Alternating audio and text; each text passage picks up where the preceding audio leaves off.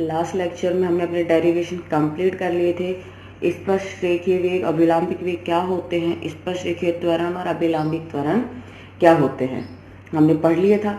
अब हम यहाँ पर इनके क्वेश्चंस हैं जो हमें इनके पढ़ेंगे। मेन है डेरिवेशन समझना कि डेरिवेशन अगर आपको आगे फॉर्मूले याद है तो आप क्वेश्चन इजीली फाइंड आउट कर सकते हो। आगे आपको ये बात समझ में, क्वेश्चन आपको ये नहीं कि किस, आप उस क्वेश्चन को ध्यान से पढ़ो और वो क्वेश्चन जो लैंग्वेज आपको डिफाइन कर रहा है उसी लैंग्वेज से उस क्वेश्चन को सोल्व करते जाओगे तो आपको सॉल्यूशन फाइंड हो जाएगा। यहाँ क्वेश्चन सेम लगते हैं कि एक जैसे ही है, लेकिन एक जैसे बस थोड़ी लैंग्वेज में डिफरेंस होता है सबकी में। जैसे क्वेश्चन डिफाइन कर रहा है आपको सिर्फ उसी तरीके से क्वेश्चन सोल्व करना है तो आपको अपना सॉल्यूशन इजीली फाइंड आउट हो जाएगा। ठीक है, मैं यहाँ पर आपको कुछ क्वेश्चन समझा रही हूँ, बाकी मैं आपको सेंड कर दूंगी। अगर कोई क्वेश्चन या एग्जाम्पल आपको समझ में नहीं आ रहा है, मैंने पिछली एक्सरसाइज के लिए भी बोला था, अगर उसमें भी कोई डाउट है किसी भी क्वेश्चन में तो वो मुझसे पूछ लो अगर कुछ समझ में नहीं आ रहा है। और यहाँ पर भी अगर किसी भी क्वेश्चन में आप लोगों का कोई भी डाउट रहता है तो आप लोग मुझसे बता देना, मैं आपको फिर से रिपीट कर दूंगी। देखो यहाँ पर हमारा एग्जाम्पल नंबर फर्स्ट है, एक कण किसी चक्रज के चाप पर ऐसे चलता है कि इस पर स्पर्श रेखा अचर वेग से घूमती है। चक्रज साइक्लोइड जिसे बोलते हैं, आपने पढ़ा भी है कि साइक्लोइड क्या होती है, वक्री होता है। नॉर्मली हम जिसे चक्र के रूप में डिफाइन करते हैं, ठीक है। तो वो कण है वो एक चक्रज पर इस तरीके से चल रहा है कि स्पर्श रेखा पर जो उसकी स्पर्श रेखा है उस दिशा में वेग है वो क्या होता है, अचर होता है। तो सिद्ध करो कि गतिमान कण का त्वरण परिमाण में अचर है। तो हमें प्रूफ करना है कि गति करते हुए कण का परिणामी त्वरण क्या है, अचर होता है। यहाँ आपको दिया हुआ है कि एक कण चक्रज में स्पर्श रेखा के साथ अचर वेग जो बनता है उस वेग से अचर वेग से घूमता है। तो सिद्ध कीजिए कि कण का परिणामी त्वरण क्या होगा, अचर होगा। तो यानी हमें अरीय त्वरण और अनुप्रस्थ त्वरण चाहिए होंगे, स्पर्श रेखीय त्वरण और अभिलंबिक त्वरण चाहिए होंगे जो हमें यहाँ पे डिफाइन करना है। अब है यहाँ पे चक्रज, साइक्लोइड बोलते हैं।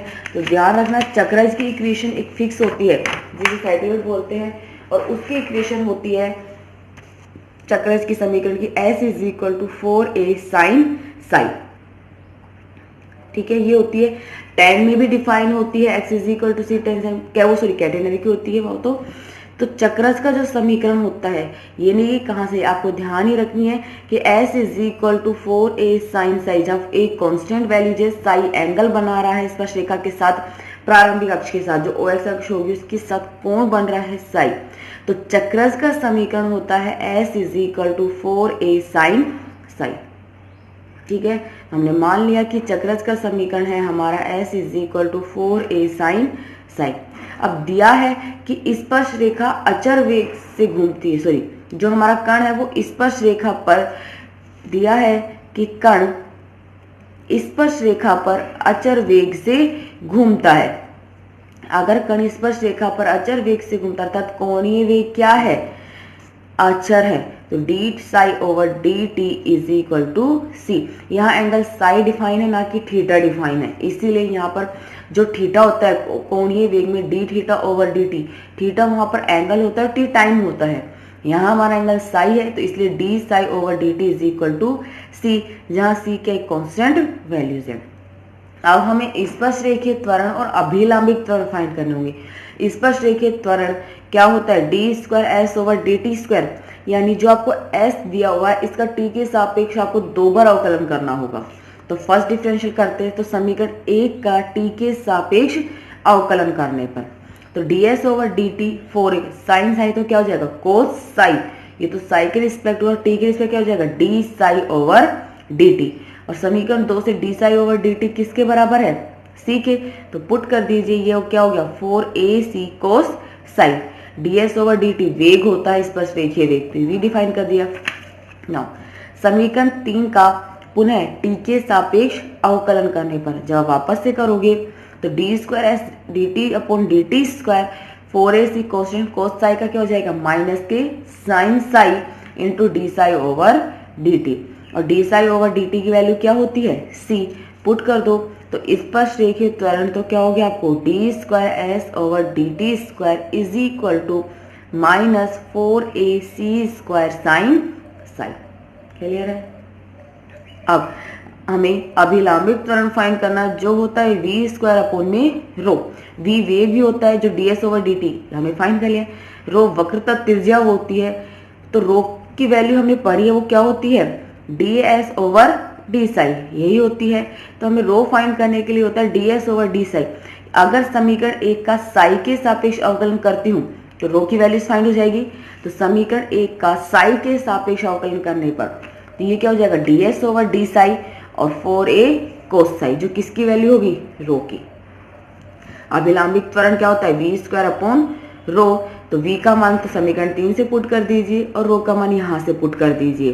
तो v तो क्या होगा स्क्वायर है 16a² c² cos² psi upon में रो क्या हो गया 4a cos साई।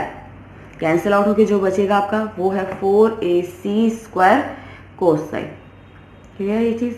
नाउ परिणामी त्वरण क्या होगा अंडर स्पर्श रेखीय त्वरण का होल स्क्वायर प्लस अभिलंबित त्वरण का होल स्क्वायर। पुट कर दीजिए वैल्यू। स्पर्श रेखीय त्वरण की वैल्यू तो क्या है 16a² c⁴ sin² साई हो जाएगा और अभिलंबित त्वरण हो जाएगा 16a² c² cos² साई।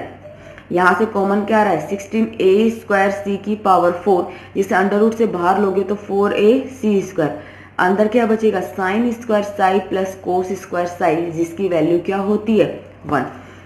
तो 4ac² जो कि क्या है कांस्टेंट वैल्यूज है, यानी कण का परिमाण का जो त्वरण है परिणामी त्वरण वो क्या होता है अचर होता है। तो यहाँ हमने कोई भी नई वैल्यूज फाइंड आउट नहीं किए। जिस तरीके से आपके क्वेश्चंस में डिफाइन किया हुआ था वेग था वो अचर दिया हुआ था कि चक्रस पर घूमता है, चक्रस की इक्वेशन डिफाइन कर ली, वेग डिफाइन कर दिया जो कि अचर था। परिणामी त्वरण प्रूफ करवा रहा था तो हमें पता है कि परिणामी त्वरण क्या होता है स्पर्श रेखीय त्वरण का होल स्क्वायर प्लस अभिलंबित त्वरण का whole square is whole under root. तो हमने वही फाइंड करते गए और वही अपने क्वेश्चन सोल्व करते रहे, तो सॉल्यूशन फाइंड आउट हो गया। तो वही है कि आपको ये ध्यान है कि यहाँ आपको क्वेश्चंस में जो जिस तरीके से क्वेश्चन डिफाइन होगा सॉल्यूशन आपको उसी तरीके से देना है, ये नहीं कि कुछ भी लगा लोगे। यहाँ आपका यही रहेगा कि क्वेश्चन में जो जो वैल्यू डिफाइन हो रही है जिस तरीके से क्वेश्चन बोल रहा है आप सॉल्यूशन करते जाइए, सॉल्यूशन आपको मिलता जाएगा। आगे बात समझ में। देखिए एग्जांपल नंबर 2, कोई एक कण एक कैटेनरी S = c 10 साइन में चलता है। यहाँ आपको कैटेनरी की इक्वेशन याद और ध्यान रखना कि कैटेनरी की इक्वेशन होती है S = c 10 साइन, और आपको वही दी हुई है कि S = c 10 साइन, ये कैटेनरी की इक्वेशन होती है। तो एक कण है वो एक कैटेनरी में चलता है और किसी भी बिंदु पर इसके त्वरण की दिशा उस बिंदु पर खींची गई स्पर्श रेखा व अभिलंब के साथ समान कोण बनाती है। यानी अगर आप उस कैटेनरी के किसी भी बिंदु पर जो त्वरण है स्पर्श रेखीय त्वरण और अभिलंबित त्वरण है वो इस स्पर्श रेखा के साथ समान कोण बनाते हैं, तो यानी आपकी स्पर्श रेखीय त्वरण और अभिलंबित त्वरण है ये दोनों की वैल्यूज क्या है बराबर है। यदि शीर्ष पर साई = 0 तो वेग u है, यानी कि जब हमारा एंगल जो साई है वो अगर 0 है तो उस कंडीशन में वेग क्या है u है। तो सिद्ध कीजिए कि किसी अन्य बिंदु साई पर तो वेग क्या होगा u⁴ साई। तो हमें प्रूफ करना है कि किसी बिंदु पर साई पर तो वेग क्या है u⁴ साई, यानी v को प्रूफ करना है और त्वरण ये होंगे, यानी परिणामी त्वरण निकालोगे यहाँ पर, क्योंकि ये नहीं पर वेग दिया हुआ और वेग तो v भी होता है, हमें पता है ds/dt निकालते हैं जो हम। तो आपका एक कण है जो एक कैटेनरी S = c 10 साइन में चलता है और किसी बिंदु पर उसके स्पर्श रेखीय त्वरण और अभिलंबित त्वरण की वैल्यूज क्या है बराबर है, और साथ में दिया है कि जब साई बराबर 0 है तो वेग u है। तो हमें प्रूफ करना है कि वेग हमारा ये होता है और त्वरण ये होते हैं। क्वेश्चंस डिफाइन है, उसी तरीके से आप सॉल्यूशन करते जाइए। यहाँ देखिए ये डायग्राम है, ये तो हो गया मेरा कैटेनरी, ठीक है।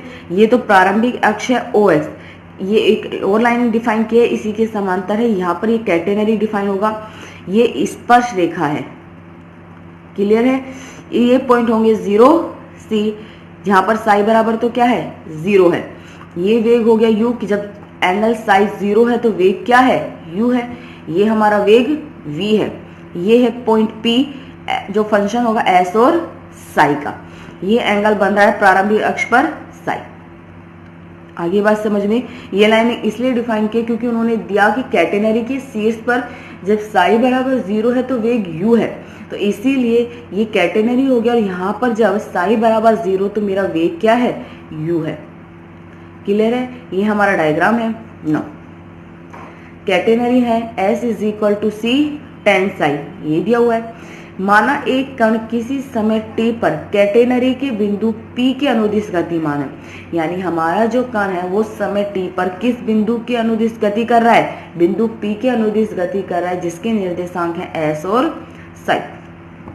जहां स्पर्श रेखा OX अक्ष के साथ साई कोण बनाती है, जहां ये स्पर्श रेखा इस प्रारंभिक रेखा OX के साथ कौन सा एंगल बना रही है, साई कोण बनाती है। किसी बिंदु पर परिणामी त्वरण स्पर्श रेखा तथा अभिलंब के साथ समान कोण बनाता है। ये डिफाइन किया हुआ था उसने कि किसी बिंदु है, वो बिंदु क्या है हमारा P, कि इस बिंदु पर जो त्वरण है वो स्पर्श रेखा और अभिलंब के साथ समान कोण बनाता है। तो यानी स्पर्श रेखीय त्वरण और अभिलंबिक त्वरण क्या है, बराबर है। स्पर्श रेखीय त्वरण की वैल्यू क्या होती है, v dv ओवर ds। हमने ये भी पढ़ी थी, मैंने 3 वैल्यूज दिखवाई थी आपको स्पर्श रेखीय त्वरण की, उनमें से एक वैल्यूज ये है। अभिलंब त्वरण होता है v स्क्वायर अपॉन रो, एक v से v कैंसिल आउट, और रो की वैल्यू क्या होती है ds over d sine. Put कर दीजिए यहाँ पे, ds से ds कैंसिल आउट, v और साइन में बचेंगे, वेरिएबल को सेपरेट कर लीजिए। तो dv over v is equal to d sine. समाकलन करेंगे तो ये तो क्या हो गया log v is equal to psi plus log a, जहां a क्या है कांस्टेंट वैल्यूज है, तो v इज इक्वल टू क्या हो गया a e की पावर साई। हमें दिया हुआ है प्रारंभ में कि जब कैटेनरी के शीर्ष पर साई बराबर 0 है तो वेग v क्या है u। तो यहाँ पर पुट कीजिए, जब साई बराबर आपका 0 होगा और v बराबर u, तो a बराबर क्या हो गया u। इस a का मान समीकरण 2 में रख दीजिए, तो बिंदु P पर कण का वेग क्या हो गया v is equal to u e की पावर साई, जो हमें प्रूफ करना था। क्लियर है ना।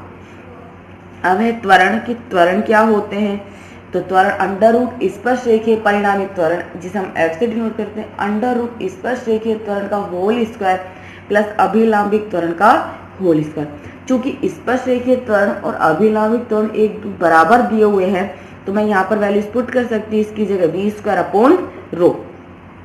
क्लियर है। टू क्या है अभी आपको समझ में, ये तो क्या होगा 2 v स्क्वायर अपॉन रो का होल स्क्वायर, रूट से बाहर निकालोगे तो under root 2 v square upon rho. हमने इसका मान v में क्यों रखा है, क्योंकि v की वैल्यूज हम यहाँ से इजीली रख सकते हैं। आगे ये बात समझ में आपको। लेकिन अगर आप इसकी जगह डी स्क्वायर है तो ये तो कॉन्स्टेंट है, इसका डिफरेंशियल फाइंड आउट करने में सॉल्यूशन करते रहोगे, सॉल्यूशन फाइंड नहीं होगा। आगे बात समझ में। तो ये हो गया आपका f is equal to under root 2 v square upon rho. Rho क्या होता है ds ओवर डी साई, तो ds ओवर डी साई आप इस कैटेनरी से निकाल लेंगे। जब इसका डिफरेंशियल करोगे साई के रिस्पेक्ट, तो ds ओवर डी साई क्या हो जाएगा c sec स्क्वायर साई, यही मिलेगा आपको c sec स्क्वायर साई।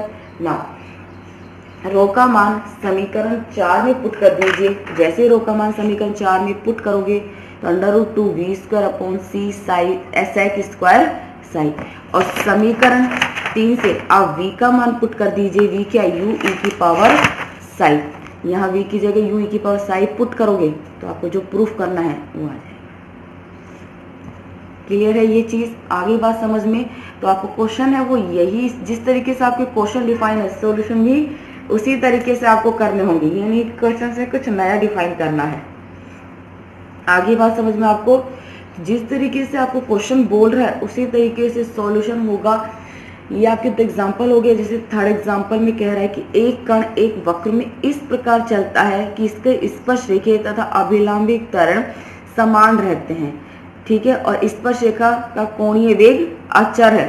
पथ ज्ञात कीजिए। क्लियर है, पथ ज्ञात करना है आपको। स्पर्श रेखा तथा अभिलंबिक त्वरण बराबर दिए हुए हैं तो हम दोनों को बराबर रख सकते हैं।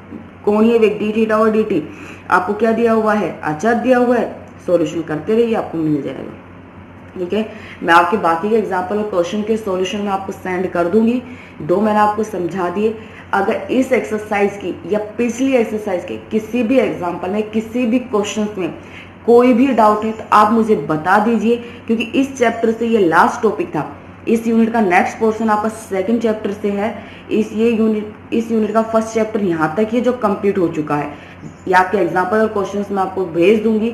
अगर किसी भी इस फर्स्ट एक्सरसाइज में मैंने आपको जितना भी पोर्शन कराया है, किसी एग्जाम्पल में, किसी भी क्वेश्चंस में, किसी भी डेरिवेशन में कोई भी डाउट है या कोई भी प्रॉब्लम है तो आप मुझे बता दीजिए, मैं आपको रिपीट कर दूंगी। इस यूनिट का नेक्स्ट पोर्शन आपका सेकंड चैप्टर से है। आगे बात समझ में